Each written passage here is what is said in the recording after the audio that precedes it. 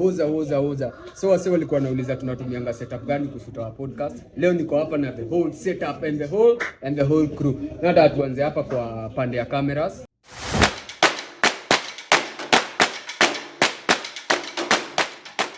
So tuko na Sony Alpha 6400 hapo. We have a Blackmagic, the famous Blackmagic. Pale tuko na the Canon EOS 5 ndio inatumianga kaa wide. Then tuko na the last camera hapo inatumia guest. All in all zinakuanga 4 cameras plus now we have the lights.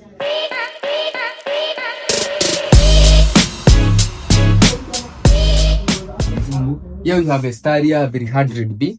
Ile inakuanga mbaya sana. By the way msiako na mwapulia ile stuff. We can communicate tuongea vile naweza pata hiyo mwahuri. Here we have a key light. Ile inatupiga ngani safi kwewe. Ile inatufanya wazungu hapa.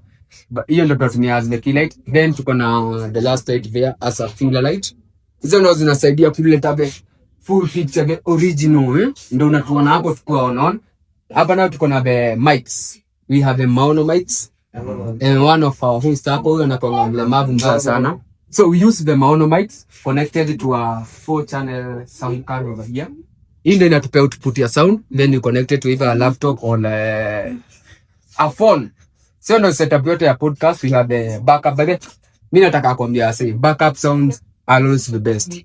Juu kuna ile siku ta record sound alafu upate una sound, ama record sound ile upate iko for up iko shit ishafanyika mambo upate. Lakini when you have this, you have the best backup sound. Hizo ndio about a whole setup plus the hosting area.